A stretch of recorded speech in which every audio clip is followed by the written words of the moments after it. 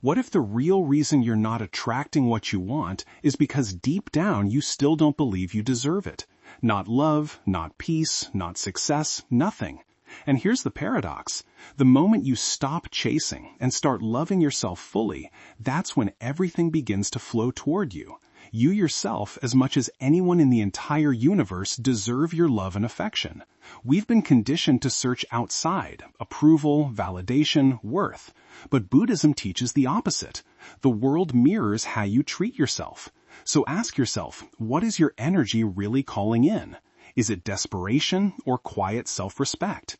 In this video, we'll unravel powerful Buddhist lessons that reveal how deep self-love transforms your reality. And there's a bonus spiritual insight at the end, a truth most never realize, but it changes everything when you do. Before we begin with number 1, where every video is a doorway to calm, clarity, and timeless Buddhist insight you won't find anywhere else. Let's begin. 1. Chasing is the shadow of self-doubt. Why does everything seem to run when you chase it? Why do the things you desire, love, success, peace, seem to drift further the harder you pursue them? In Buddhism, we say the one who chases the world forgets the stillness that moves it. There is a quiet truth buried here, a truth that whispers. When your heart is restless, life becomes elusive. Imagine a bird in your open palm. If you grasp for it with panic, it flies away. But if you stay still, calm, centered, it may choose to rest upon you. This is the nature of all things we desire. The more we chase them from a place of lack, the more they sense the fear beneath our reaching. And fear, even when disguised as ambition, repels. Not because the universe is cruel, but because it mirrors the state of your soul. You've been taught that if you want something, run after it, work harder, do more, chase faster. But Buddhism teaches another path, stillness. Not passivity, but conscious presence. When you love yourself deeply, the chasing ends. You stop begging life to give you proof of your worth. You become the proof. And in that stillness, things begin to come to you, not because you forced them, but because you stopped resisting yourself.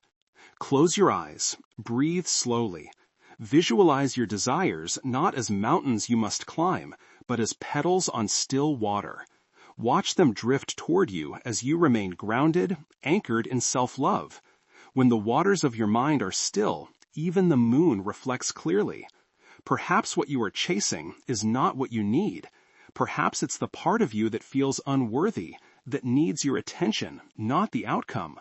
So ask yourself gently, what are you chasing that may be trying to escape your desperation? And deeper still, can you sit with the part of you that feels unworthy? Can you simply hold it with compassion? Buddhism teaches that suffering arises not from not having, but from clinging. From believing you must earn what you already deserve. But when you begin to love yourself, not for who you might become, but for who you are right now, peace arises, and peace is magnetic. It pulls the right people, the right moments, the right opportunities into your life without struggle. The irony is the moment you stop chasing, you begin attracting. Why? Because the universe responds not to your desperation, but to your vibration. And the vibration of self-love is powerful. It doesn't need to demand. It simply allows. The more you return to yourself, the more the world turns toward you. Remember this. You are not empty. You are the space everything is trying to enter.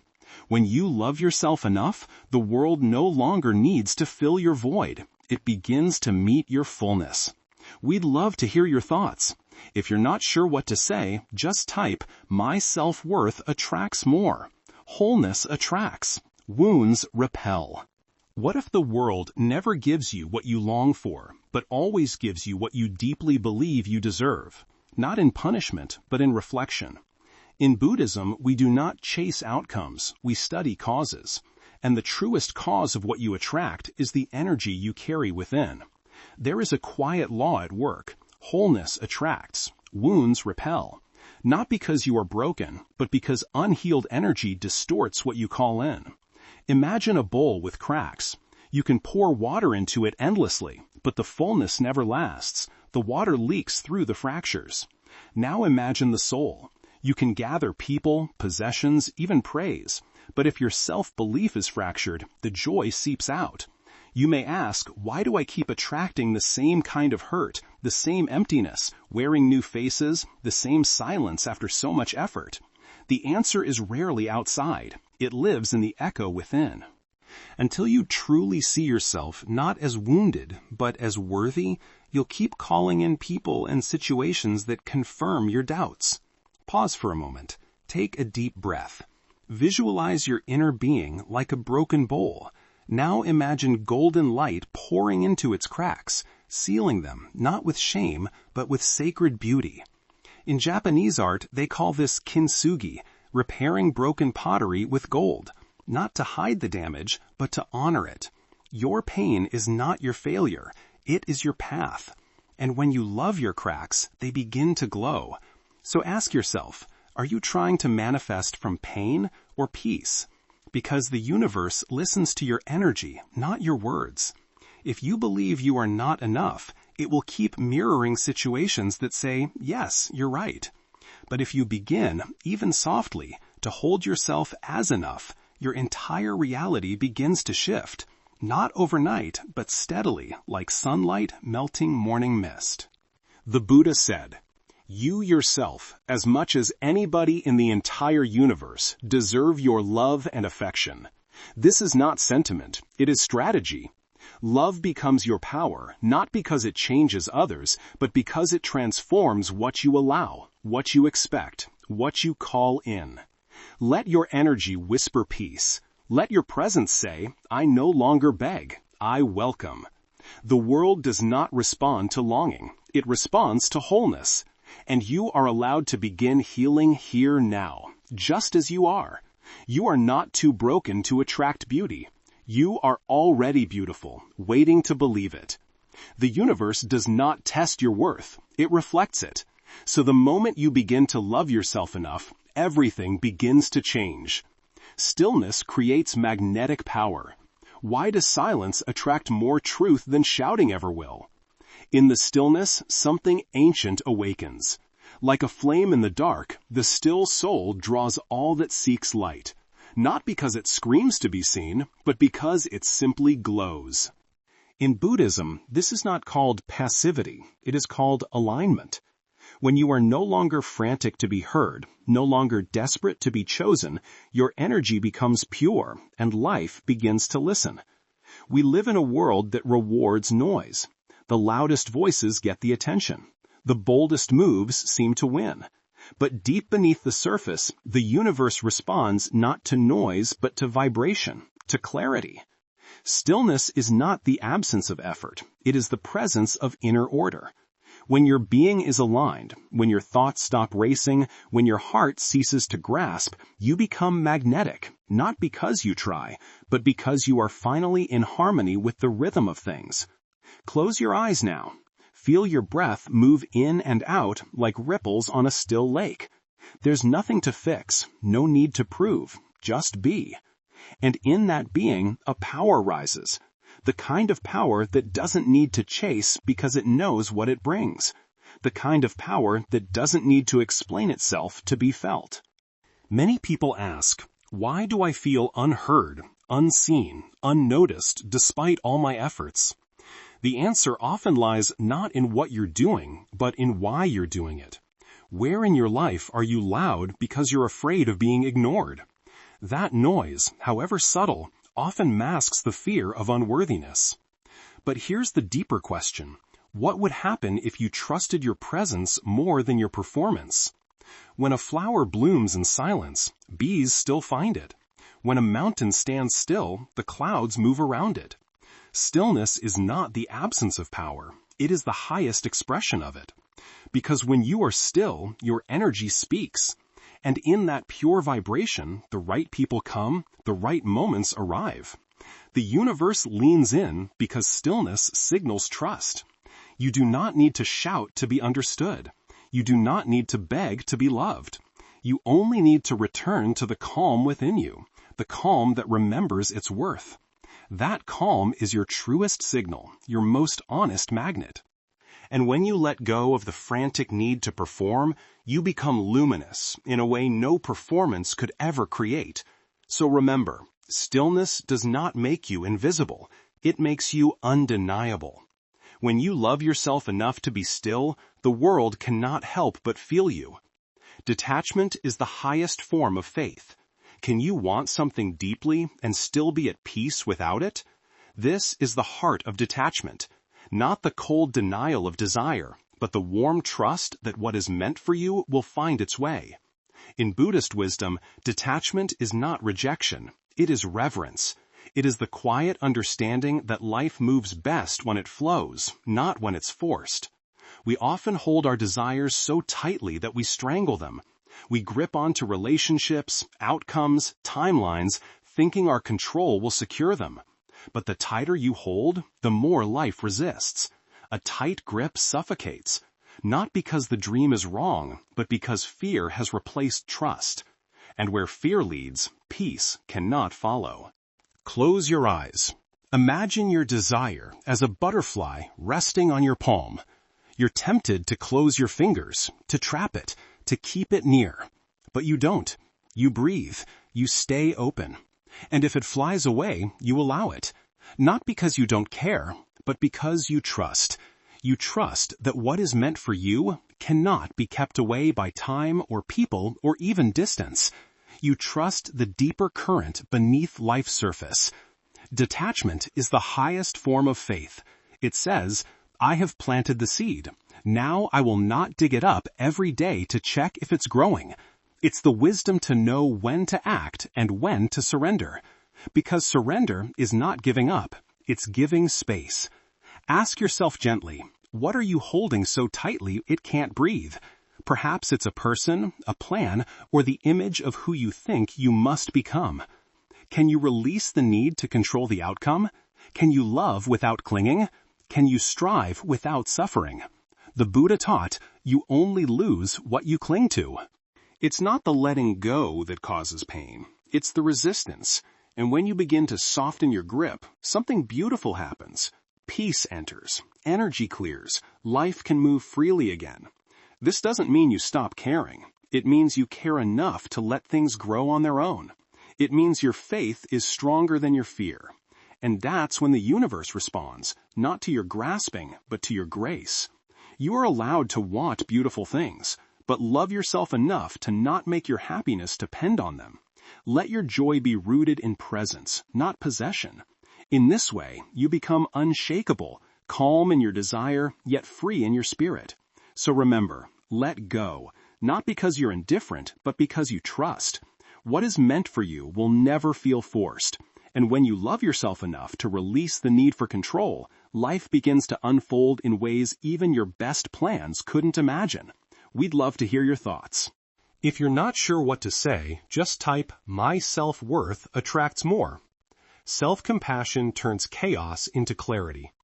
What if healing isn't about fixing yourself, but about finally holding your pain without judgment? In a world obsessed with self-improvement, Buddhism offers a softer truth. You don't have to be perfect to be at peace. You only need to stop abandoning yourself every time you're hurting. Peace, it is said, is not born from the absence of pain, but from the presence of love in pain. We often treat our wounds like enemies, scrambling to hide them, silence them, erase them. But what if your deepest chaos is only asking for compassion, not solutions, just space to breathe? When you respond to your flaws with kindness instead of shame, something begins to shift. You soften. You become safe to yourself, and that safety becomes a quiet light the world responds to. Place your hand on your heart for a moment. Feel its warmth. Repeat inwardly, "Even this deserves my love."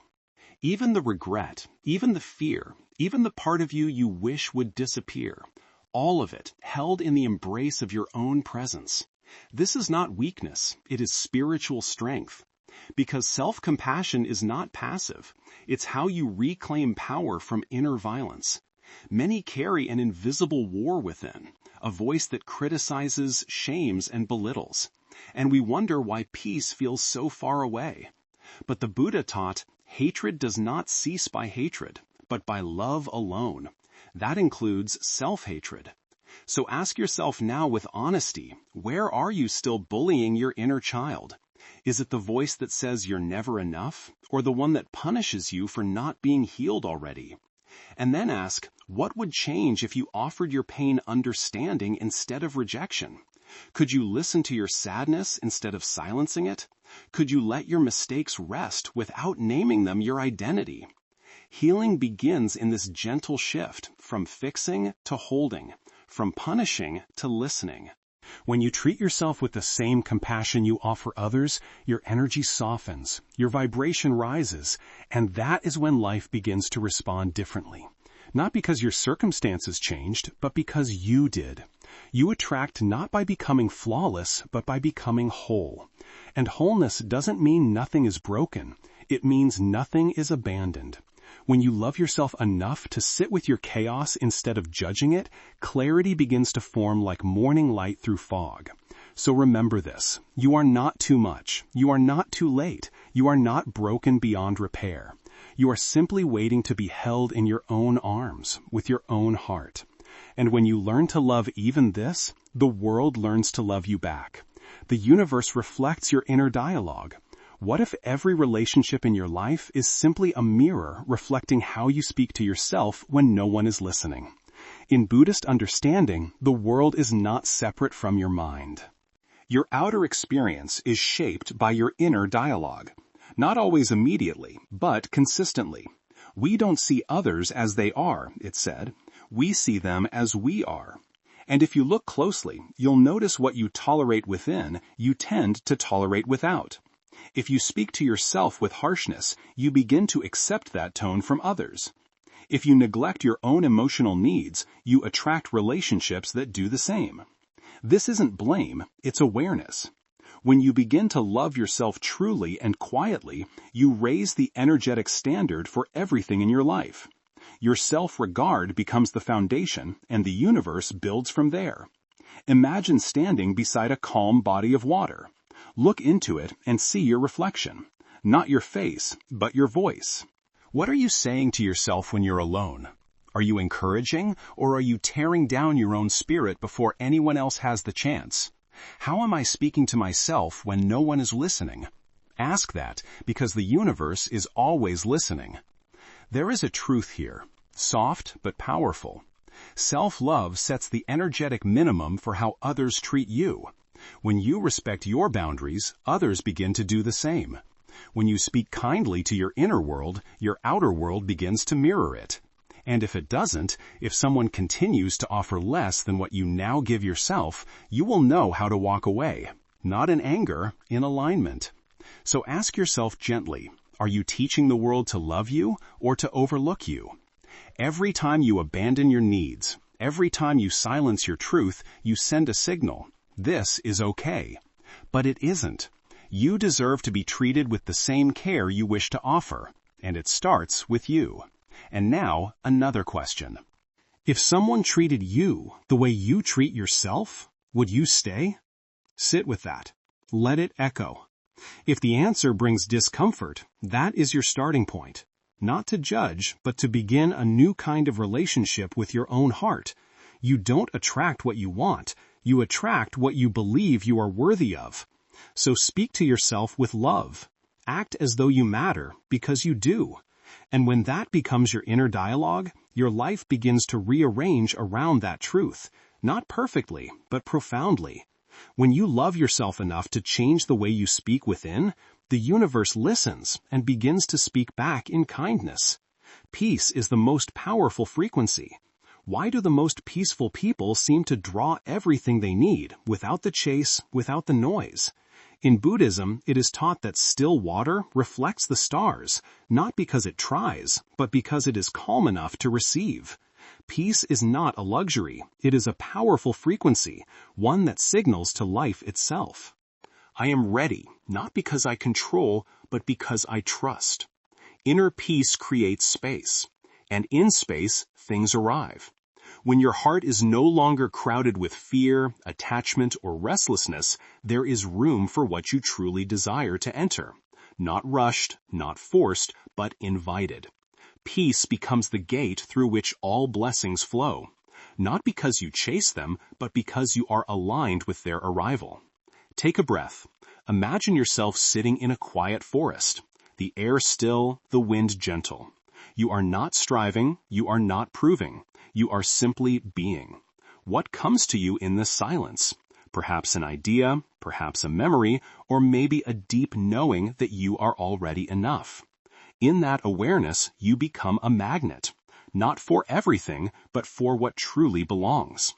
Yet many avoid this peace, not because they don't want it, but because it reveals too much. Noise becomes a shield. We fill our lives with distractions, urgency, and chaos, not always to achieve, but to avoid. Are you filling your life with noise to avoid your own stillness? Stillness, after all, reflects everything. And sometimes what we see in that reflection is uncomfortable. But only when we see it can we soften it. The most peaceful people are not untouched by pain. They are simply no longer ruled by it. Their strength comes from within, from having sat in silence with their fears and having made peace with them. That presence, that calm, it draws others. It draws opportunity. It draws abundance. Not because it asks loudly, but because it stands quietly, without resistance. So ask yourself with openness, what might life bring if you stopped demanding and started allowing? What if, instead of pushing, you became spacious? What if, instead of hustling, you rested in trust? Peace is not the absence of effort. It is the absence of struggle. It is the choice to let life come to you while you remain deeply rooted in your own being. You do not need to exhaust yourself to be worthy. You do not need to force what is meant for you.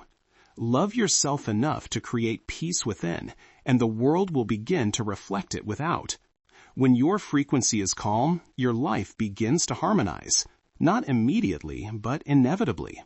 So remember, the still soul draws all that seeks light. In your calm, you become radiant. In your peace, you become powerful. Neediness is the enemy of receiving. Could your hunger for love be the very thing blocking its arrival? In Buddhism, we learn that clinging pushes away the very things we think we need. Not because desire is wrong, but because desperation distorts our energy. What you cling to, you push away, not with your hands, but with your fear, your self-abandonment, your belief that you are incomplete without it. The moment you believe you need something to be whole, you've already forgotten that you are. That forgetting creates a wall. And no matter how loudly you ask, the universe hears your lack more than your words. Neediness is not the same as longing. Longing can be soft, patient, open. Neediness is sharp. It says, if I don't have this, I am not enough. And that belief becomes a barrier, not a bridge. Close your eyes. Imagine a thick rope you've been gripping tightly, perhaps a person, a goal, a version of yourself. Your hands are tired, your heart is heavy. Now imagine letting go, not out of defeat, but out of trust. Feel the relief in your hands. Feel the space opening in your chest. That's what surrender feels like, not giving up, but finally letting life breathe. We often confuse need with love, but true love does not beg, it does not plead, it invites, it welcomes but never clings. So ask yourself, where does need disguise itself as desire in your life? Is it in the way you chase validation, the way you fear being alone, the way you shape yourself to be chosen? Ask deeper. Can you trust that what's meant for you won't require begging? That what truly belongs to you will never ask you to shrink to receive it? When you begin to believe that you are already whole, your energy shifts. You go from searching to radiating, and in that radiance, life begins to respond. Self-love dissolves need. It says, even if nothing arrives, I am still enough. And ironically, it is from that space, the space of sufficiency, that everything begins to flow. Not because you stopped caring, but because you stopped clinging. You made space. You aligned. Need is heavy, it repels, but presence is light, it attracts. When you remember your own completeness, your desires stop screaming. They become gentle whispers, and gentle whispers are heard more clearly by the universe. So breathe, let go of the rope, trust your wholeness. When you love yourself enough to no longer beg, you finally begin to receive. And in that quiet, dignified energy, everything you once chased begins to find its way to you, not as a test, but as a reflection. Become what you want to receive. Are you asking for something you're not yet giving to yourself? This is the quiet question that shifts everything. In the teachings of Buddhism, the outer world is never separate. It is a mirror reflecting the truth of our being. We attract not what we want, but what we are. And so if we wish to change what comes to us, we must first change what comes from us. If you want loyalty, ask yourself, am I loyal to my own needs, my boundaries, my truth? If you want peace, ask, do I feed my mind peace, or do I let it feast on anxiety and comparison? If you want abundance, ask, do I speak of lack? Do I live in fear of not enough? So often we call for light while clinging to the shadows we refuse to release. We pray for love while abandoning ourselves in silence. Imagine your future self, not someday far off, but the version of you who already lives in peace, love, and joy. Picture them. Breathe with them. What do they think? What do they feel? What do they choose each day that you are still resisting? That version is not out of reach. It is already within you, waiting for you to rise to meet it. You say you want clarity, but still surround yourself with noise. You say you want to be seen, but hide your true self behind masks. You say you want deep love, but speak harshly to your own heart. In what ways are you betraying the very thing you say you want? Sit gently with that, not to judge, but to awaken. Because to receive something new, we must become something new. That doesn't mean becoming someone else. It means becoming more honest, more open, more aligned with what we say we desire. Who do you need to become to receive what you're calling in? Not someday, not after the perfect conditions, but now through small daily acts of self-honoring. The universe listens more to your frequency than your words. And frequency is created by being, not wishing.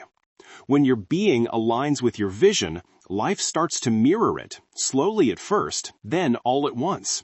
Not because it's magic, but because it's natural. What you radiate, you attract, and what you embody, you invite. So love yourself enough to become the love you're looking for. Be the peace you crave. Speak the truth you want to hear.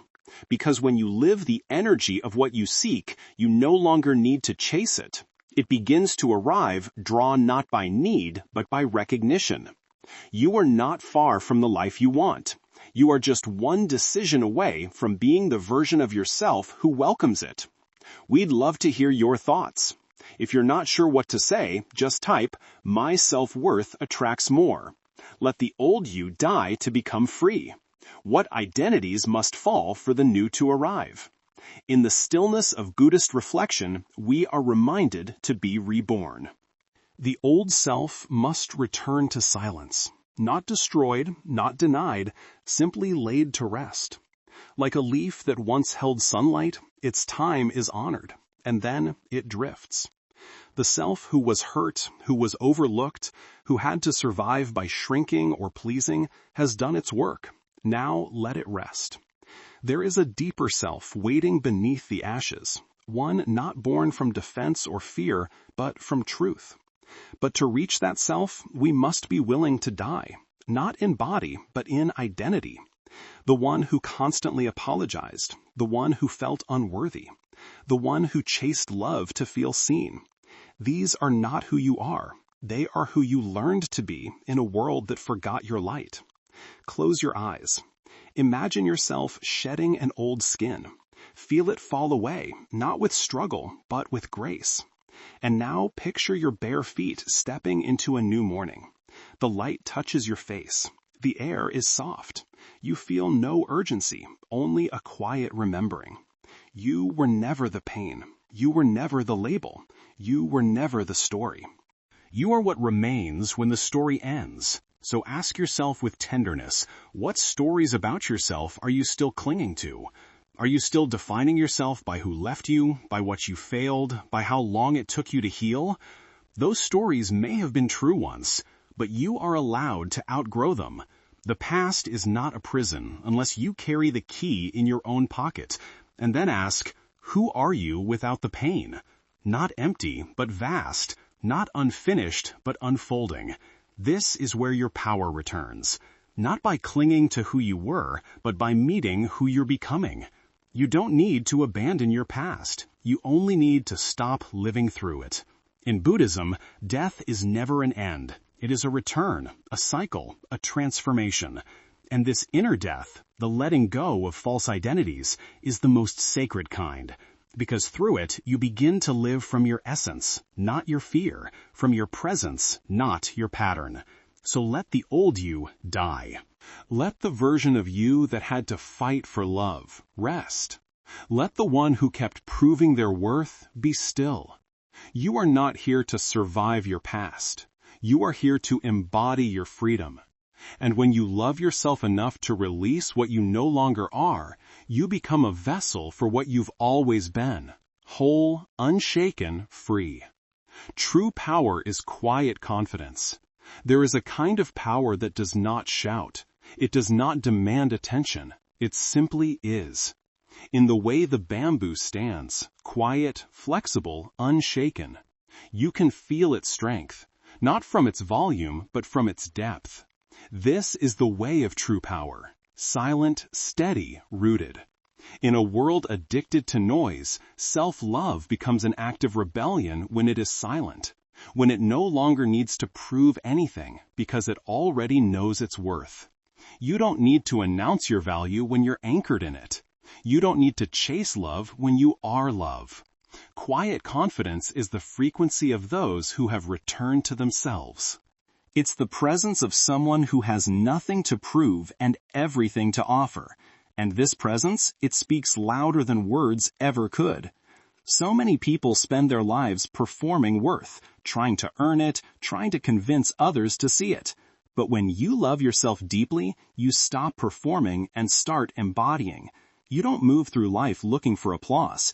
You become the silence that commands the room, not with ego, but with essence. Close your eyes. Visualize yourself as a tree, tall, grounded, alive. Feel the wind brush against you. It bends you, but it does not break you. That is what inner strength feels like. Not rigidity, but rootedness. Not dominance, but dignity. Your presence becomes your proof. Your stillness becomes your magnetism. So I ask you now, where in your life are you still performing your worth? In your relationships, in your work, on social media? And what would happen if you stopped? If you simply allowed yourself to be enough as you are in this breath without the performance? And here's the deeper question. Can you let your energy speak louder than your words? Can you trust that how you carry yourself matters more than what you say? Because people may forget your voice, but they will never forget how they felt in your presence. Buddhist wisdom reminds us the strongest people are often the quietest, not because they are weak, but because they are complete. Their self-respect whispers where ego used to scream. Their compassion replaces control. Their silence becomes sacred. So breathe into your stillness. Stand in your quiet confidence. Let the world feel your worth without you ever needing to explain it. And remember this. Releasing desperation creates space for blessings to come in. Become what you wish to receive. Your energy should align with your desires. If you want love, be love. If you seek abundance, live with that energy. You don't attract what you want. You attract what you already are inside. Let go of your old self to find true freedom. Your past roles, pain, and stories need to be released for real change to happen. The version of you that helped you survive isn't the one that leads your spiritual awakening. Freedom comes through letting go, not adding more. True strength is quiet. Real confidence doesn't shout. When you know your worth, you stop needing approval from outside. Silent confidence grows from inner balance, not from outer display. Love yourself the way the universe loves you. You are already enough, even with your imperfections. Self-love isn't something you have to earn. It's something you remember. The universe is always showing you how sacred you already are. When you begin to love yourself completely, not just the bright parts, but also the ones you've hidden or judged, something powerful begins to shift. You stop running after love, approval, or peace because you realize you're the source of them all. The outside world no longer feels like a place where you need to prove yourself. Instead, it turns into a reflection of your inner calm. This isn't selfishness, it's self-remembrance. It's the spiritual act of returning to your true nature, free from fear, unchained from your past, and not dependent on outside approval. From this inner clarity, you start to attract gently without force through quiet harmony. When the mind is clear, joy follows like a shadow that never leaves. If this message brought you peace or touched something within, give it a like. Share it with someone who may need it. Comment below what self-love means to you. For more Buddhist insights on healing, calm, and inner growth. What's one simple way you'll show yourself unconditional love, starting today? The deepest rivers make the least noise, yet they carry the greatest power. When you love yourself enough to stop proving, you start attracting. Not because you seek attention, but because your energy speaks for itself. That is the essence of real power. A bonus lesson. Love yourself as the universe does. What if life already loves you exactly as you are? Not someday, not when you've healed, not when you've achieved something, but right now in this very breath. In Buddhist teaching, beneath all illusions, there exists something untouched by fear, shame, or imperfection. It's called Buddha nature. It isn't something you earn, it's something you remember. And it means this: you are not broken. You are becoming. We spend so much of life trying to make ourselves worthy. We chase success, validation, and perfection, believing that one day, once we've finally fixed ourselves, we'll deserve peace. But what if there's nothing to fix? What if healing isn't about becoming better, but becoming softer toward what already lives inside you? Buddhism reminds us that even in your darkest hour, your true nature stays untouched, like the sun behind clouds. Hidden but never gone.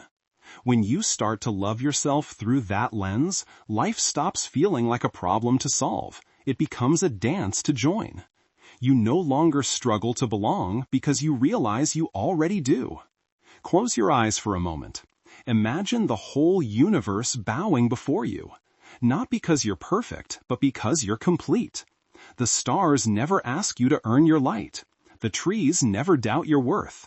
Nature honors you simply for existing. Can you give yourself that same care? Ask yourself gently, can you offer the same respect to your own heart that you hope to receive from others? When you look in the mirror, can you notice not the flaws, but the light still shining there? Can you stop waiting for permission to love who you already are and go even deeper? What if you truly believed nothing was missing in you? How would you act? How would you speak to yourself? How would you live each day? Not from emptiness, but from quiet wholeness. When you love yourself as the universe does, you stop chasing things that only echo your emptiness. You start to attract moments that honor your completeness. You stop needing to be fixed, saved, or changed, and simply begin to be glowing. Present enough. This kind of love changes everything. Not by force, but through remembering. Love yourself enough to bow to your own soul. Love yourself enough to stop apologizing for who you are.